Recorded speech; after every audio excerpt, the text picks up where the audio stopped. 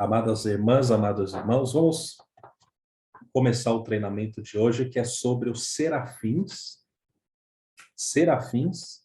e os querubins, ok? Lembrando que esse estudo, esse treinamento não é só por curiosidade, ok? Não é só por curiosidade, ou seja, agora eu sei que existe o querubim, e daí, o que eu tenho a ver com isso? Não, você vai tirar uma lição prática para você praticar na sua vida, ok? Vamos lá. Eu estou aqui com um caderno, o livro, o material, que eu tô na página 5 agora, ok? Só quem tem. Quem não tem, simplesmente abra a Bíblia em Isaías 6, versículo 1. Isaías 6, versículo 1. E eu te aconselho a ter um caderno para se anotar que a mente de um gênio não guarda o tanto que um caderno pode guardar.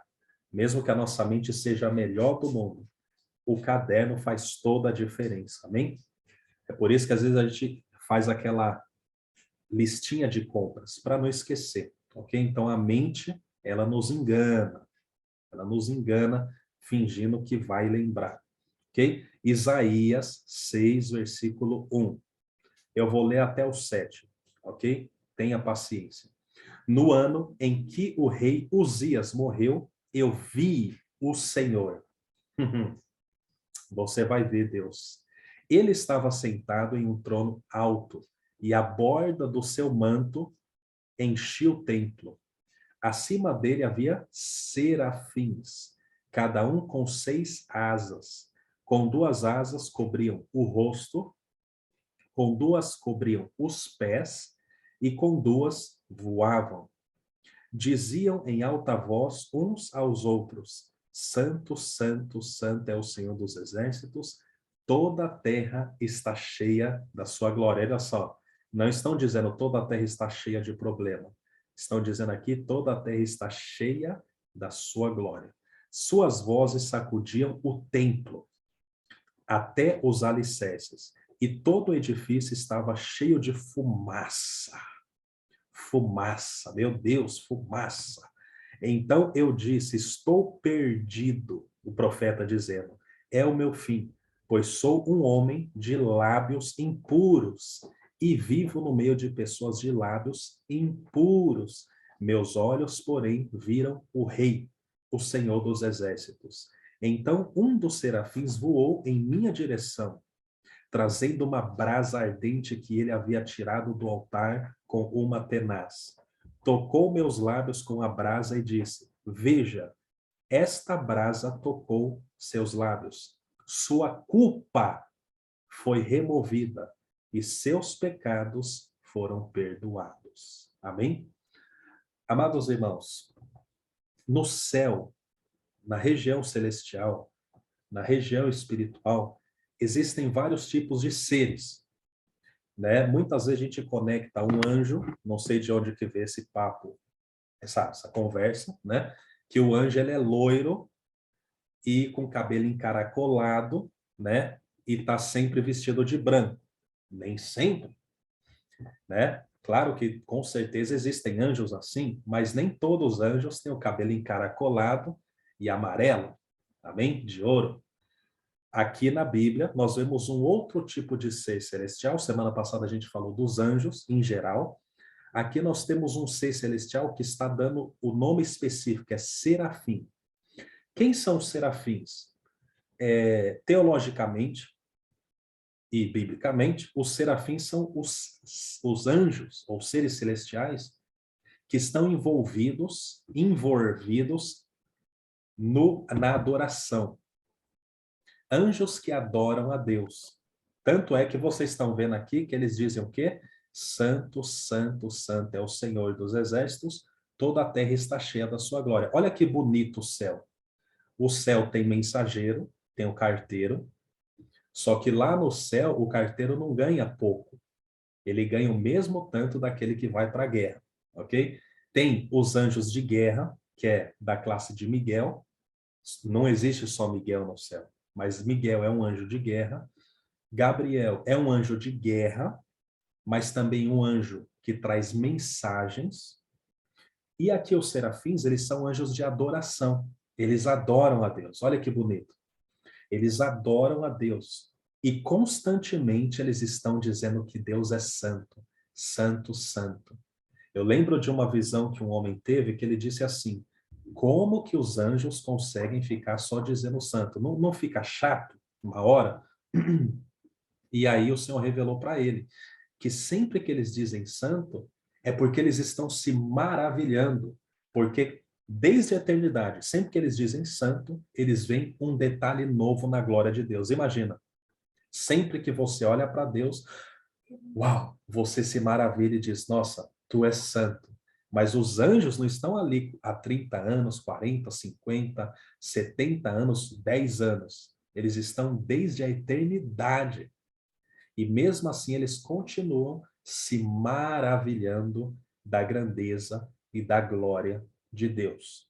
Amém? Então, olha só, anjos de adoração. E aqui o profeta ele vê esses anjos e tem uma mensagem aqui bem interessante que muitos conhecem, talvez, que é: no ano em que o rei Uzias morreu, eu vi o Senhor. Quem era o rei Uzias? O rei Uzias foi um rei que deixou o orgulho entrar no coração dele. Por quê? Ele entrou no templo, deu uma doideira na cabeça dele, que ele entrou no templo e ele pensou que era sacerdote do nada. Aí ele foi acender um incenso no templo e os sacerdotes queriam tirar ele do templo. Por quê? Aquela tarefa era só para os sacerdotes. Quem está entendendo? E aí, os sacerdotes disseram assim: sai do templo, senão você vai ficar com lepra. E ele disse: até parece. E o que que aconteceu? Ele ficou com lepra. Ou seja, o que que aconteceu? Orgulho. Então, profeticamente, significa o quê? Quando o nosso orgulho morre, a gente vê Deus. Quem está entendendo? No rei em que o rei Uzias morreu, Uzias era o quê? Orgulhoso. Pelo menos na última fase da vida dele, infelizmente, né? Mas aí ele viu o Senhor. Então, sempre que nós permitimos que o nosso De orgulho, câmera, azul de câmera. sempre que a gente permite que o nosso orgulho morra, a gente começa a ver Deus. Quem quer ver Deus? Eu profetizo na sua vida que você vai começar a dizer assim, não vai ser mais aquela coisa, eu ouvi uma voz. Como assim? Voz de quem? Eu vi uma luz. Que luz? O diabo também tem luz. A Bíblia diz que ele se transfigura no anjo de luz. Amém? Mas vai ser tão claro que Deus vai te mostrar, porque o nosso orgulho, o meu, o seu, ele vai começar a ser mortificado. E aí a gente vai poder dizer, eu vi o Senhor. Ontem eu estava orando e eu vi o Senhor. A gente vai olhar para as pessoas e vai ver Deus nelas. A gente vai olhar para um lugar e ver Deus, ver a glória. E quando a gente está com Deus, é tão glorioso que os anjos, eles estão nos dando um código aqui, ó. Eles não estão dizendo assim, a terra está cheia de problema, cheia de feitiçaria. Por quê? Porque onde Deus chega, e os serafins chegaram com Deus. Então, se Deus chegou, a glória chegou. Então, se Deus chegou, a glória chegou. E você carrega a glória. E esses eram anjos de adoração. E aqui nós temos uma chave. Quando a gente adora a Deus, a glória começa a se manifestar. Quando a gente está no lugar, aquele lugar está problemático, você está na sua sala e a sua sala está meio pesada aquele dia, sua casa está meio pesada, você começa a adorar, começa a adorar, começa a cantar, começa a cantar. E, como já diz o ditado, quem canta, os males espanta. Não é zoeira, é verdade. Quando Paulo e Silas cantaram, a algema quebrou, a corrente quebrou, a prisão tremeu, todo mundo ficou quieto diante da presença de Deus. Por isso que eu te digo aí, cante mais. Não precisa ser o hino do YouTube. Se você gosta, amém. Mas pode ser palavras assim, solta. Eu te adoro, Deus. Tu és Deus. Tu és maravilhoso. Eu te adoro. E comece, fica lá, fica lá. Tem pessoa que gosta mais de louvar um hino, né? Tem pessoa que gosta de abrir a boca e louvar o que está ali no coração, seja como for. Tudo é muito bom, ok? Não tem ninguém que é melhor ou mais profundo, mas adore, ok? Adore a Deus e a sua casa vai se encher da glória. Adore a Deus e a santidade dele vai começar a invadir o lugar que você está. Agora, quando Isaías viu aqueles anjos também carregam santidade. O que aconteceu? Isaías, ele viu os serafins e a Bíblia diz que ele se sentiu perdido. Ele não ficou alegre naquele momento. Por quê? Porque Deus é tão santo, Deus é tão puro, Deus é tão limpo, que ele começou a ver a sujeira dele. A minha sujeira pode estar em um lado, a sua pode estar em outro, mas a dele estava na boca. Quem está entendendo? E ele disse, os meus lábios, eu gosto de falar um palavrão. Eu gosto de um palavrão. Claro, a gente tem que entender, né? Em Israel, naquela época, não havia palavrão. E um amigo judeu meu disse que até hoje em Israel não existe palavrão. O maior palavrão é tipo assim, você tem uma cara de cachorro. Não existe palavrão que nem no português, que tem muito palavrão, né? Que você vê um seriado cheio de palavrão, que você vê um filme cheio de palavrão. Não. Lá não tem palavrão, porque a língua hebraica é uma língua, pelo menos pelo que a Bíblia diz, uma língua santa. Mas ele usava a língua dele da maneira errada. E ele ficou ali comovido. Olha só, muitas vezes a gente espera uma catástrofe acontecer para reconhecer que somos pecadores. Isaías não. Ele viu que na boca dele ele falava coisas às vezes. Não sei, a Bíblia não está especificando, mas vamos colocar aqui, vamos dizer que ele mentia. Vamos dizer que ele desprezava o próximo com a boca dele às vezes. Vamos dizer que alguém passava, ele dizia, nossa, ele é feio, hein? Ô bicho feio. Então, é, já estava ali machucando, machucando, trazendo coisas ruins. Então, nem isso. Às vezes, lembra de uma coisa, existem brincadeiras sem graça. Às vezes aquilo que para você é brincadeira, para o outro é bem sério, né? Então, nós precisamos tomar cuidado com brincadeira.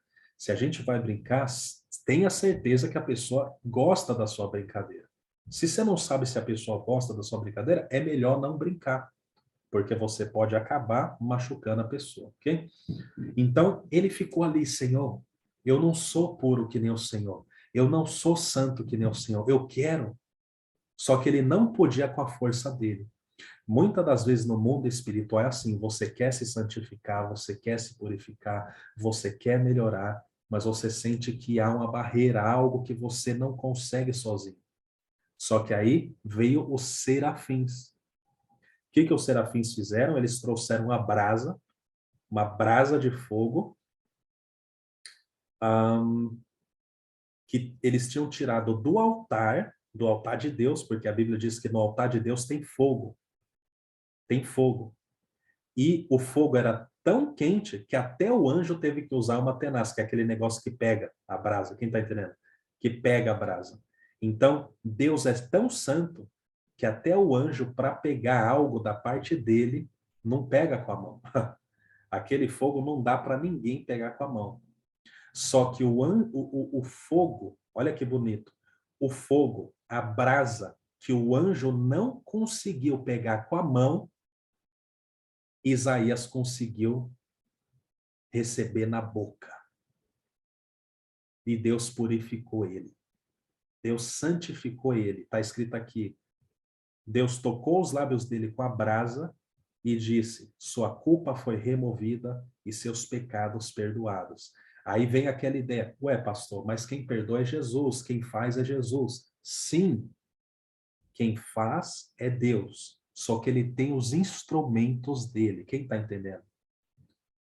Quem está entendendo? Então, às vezes você fala assim, quem construiu essa casa? Ué, quem construiu foi o pedreiro, o arquiteto, mas ele usou instrumentos. Ele não chegou, falou uma palavra, a casa nasceu do nada. Então, Deus tem instrumentos.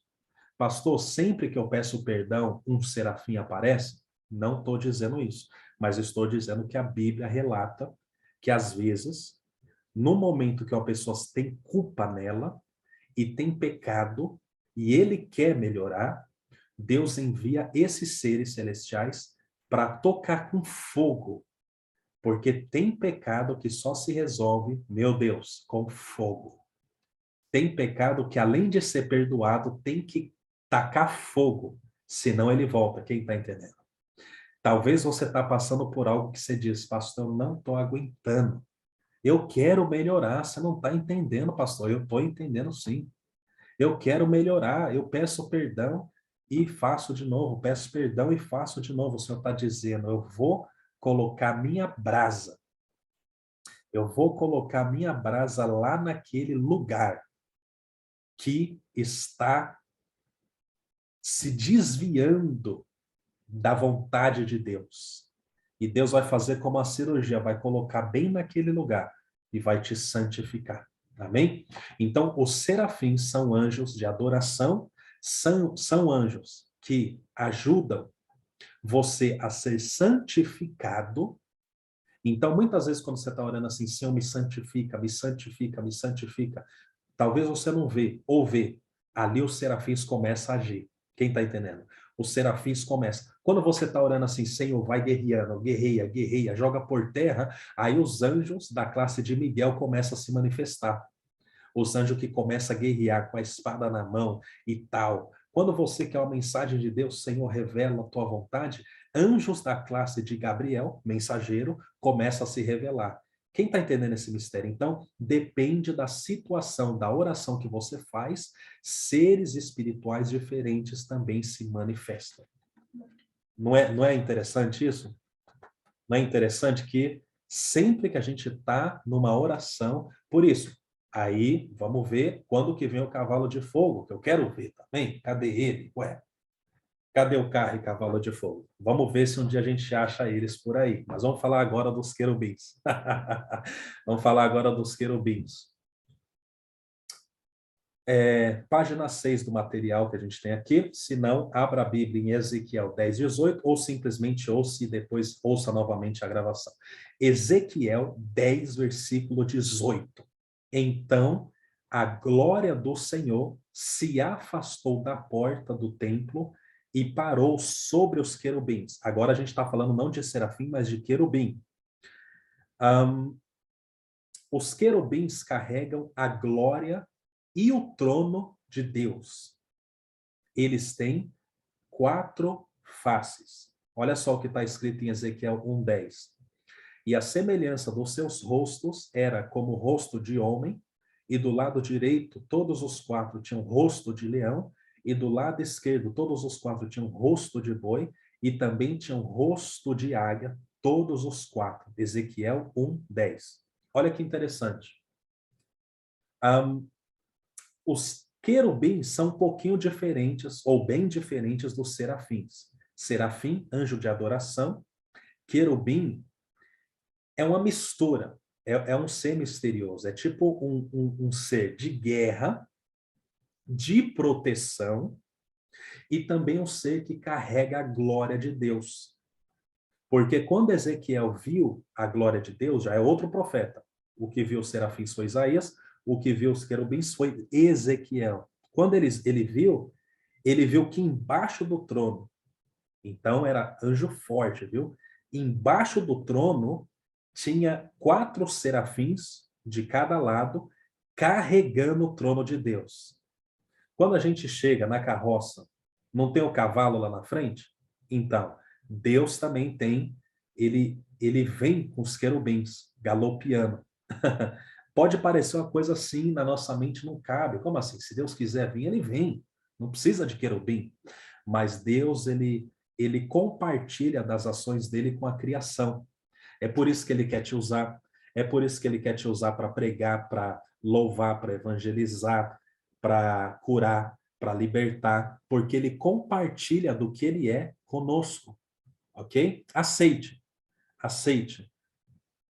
E esses anjos, então, eles carregam a glória. E o Satanás, o Sátana, ele era provavelmente um anjo querubim, antes dele cair, pela Bíblia, ok? Isso você pode ler lá em Ezequiel 28, do versículo 11 ao 19. Você faz como lição de casa, que eu não vou poder ler agora, ok? Ezequiel 28, versículo 11 até 19. Fica como lição de casa para você meditar, ok? Então, Satanás era provavelmente, antes dele pecar, do orgulho entrar dentro dele, era um querubim. Então, só que a Bíblia fala que esse querubim ali de Ezequiel 28, ele era misterioso. Por quê? Porque ele era querubim, mas ele tinha música dentro dele.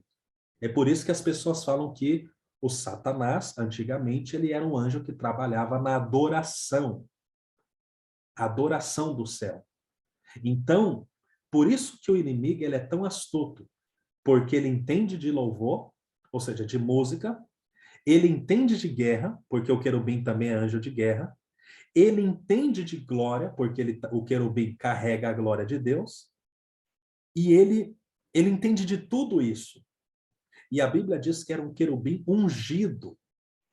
No céu, normalmente, pelo que a gente lê, não existe anjo ungido. O anjo é anjo, Gabriel é Gabriel, Miguel é Miguel. Só que o Satanás, que antigamente ele era o luzeiro, alguns chamam de Lúcifer, mas está gramaticalmente errado, é melhor falar luzeiro, esse luzeiro de onde saía a luz, que era Satanás antes de ser chamado Satanás, ele era ungido. Então dizem pessoas que tiveram experiências espirituais que no céu, em glória e em beleza, só Jesus era maior que ele. Mas além do nosso mestre, o Senhor Jesus Cristo, ninguém se comparava à glória que tinha Satanás quando ele estava no céu ainda. Olha só. Então, ele entende, ele sabe, ele conhecia os mistérios. E quando Deus derrubou ele por terra, e ele foi lançado na terra, ele perdeu a glória, perdeu a posição, mas não perdeu a sabedoria. Quem está entendendo? Então, por isso que a gente precisa tomar cuidado. Porque se a pessoa se conecta com ele, ele ensina. E aí ele não consegue sozinho, mas ele usa as pessoas. É por isso que a Bíblia diz: não deis lugar ao diabo. Se a gente fosse assim bem firme e nunca desse lugar para o diabo, muitos problemas a gente não ia ter. Mas a Bíblia diz: não deis lugar para o diabo. Então, a gente tem que eliminar os lugares onde o inimigo possa agir na nossa vida, na boca, nos olhos, na mente, no coração, nas mãos, nos pés, que são portas. O nosso olho é uma porta. Você vê, entrou no coração. Você tem que lutar para aquilo que você viu sair da sua mente. Você fala algo, aquilo que você fala sai do coração. Então a boca também é uma porta. Só que é uma porta de dentro para fora. O ouvido também. Cuidado, a gente tem que tomar cuidado com aquilo que a gente ouve. Porque o que a gente ouve também vai para... Ah, mas eu só ouvi. Não, você vai ouvindo, ouvindo, ouvindo, ouvindo. Tudo que você ouve constantemente, uma hora você vai pensar que é verdade. Ok? Tudo que você ouve toda hora, todo dia, uma hora você começa a pensar, poxa, mas será que não é verdade? Mesmo você no início pensando que era mentira. Ok? Por isso, às vezes tem pessoa que não tinha raiva do outro, mas começou a ouvir o outro desprezando, desprezando, desprezando, falando mal, que começou a encrencar com a outra pessoa.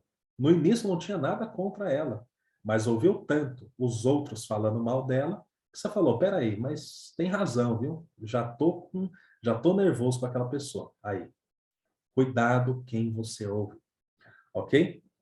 E no tabernáculo e no templo havia 2 querubins no lugar mais santo. Olha que legal. Então, os querubins são os seres que eles ficam no lugar mais santo. E era lá que o inimigo, o diabo, estava antigamente. Porque o querubim não tem serafim tão perto de Deus. Mas querubim, sim. Ou seja, serafim não, mas querubim, sim. E a Bíblia diz que quando Adão pecou, Deus lançou Adão e Eva para fora do jardim que havia no Éden e fechou ali o lugar e começou uma espada de fogo, começou a ficar ali para ninguém mais entrar. E a Bíblia diz que Deus colocou também 2 querubins. Então, querubim no céu é tipo guarda-costa. Só que é daqueles guarda-costa mais caro. Não tem o soldado que ele vai para a guerra, mas não tem aquele de alta classe que ele fica só do lado da estrela, que está passeando e tal, do presidente. Então, o querubim, ele é de alta classe. Ele não brinca. Ele fica ali, ó, no lugar mais importante, no Éden, ele estava ali. E quando o trono de Deus desceu em Ezequiel 1, quem que veio? Veio o anjo de guerra? Não, veio os querubins carregando a glória. Existe um mistério espiritual que é assim, dependendo do teu chamado, e a gente já está finalizando, que eu quero orar, mas dependendo do teu chamado e da sua missão, um certo tipo de ser celestial vai andar com você. Então, se você é mais do louvor, serafins vão andar com você na hora que você está servindo.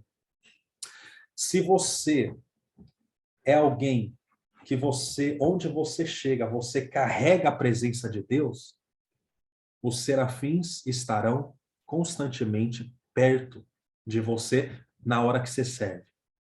Se você é da guerra, da libertação, anjos de guerra andam com você. Porque depende do seu chamado. Quer ver? Isaías viu o quê? Serafim. Viu querubim? Não. Ezequiel viu serafim? Não, ele viu querubim. Porque ele estava numa época que ele viu a glória de Deus sendo carregada para fora do templo. Porque as pessoas tinham pecado. Então ele viu ali, ele viu aquilo. E Elias?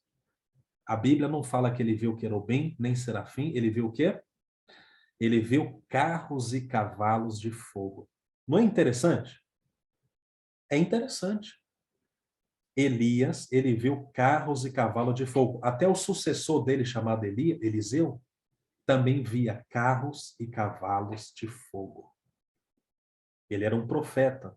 Só que nem todo profeta é igual.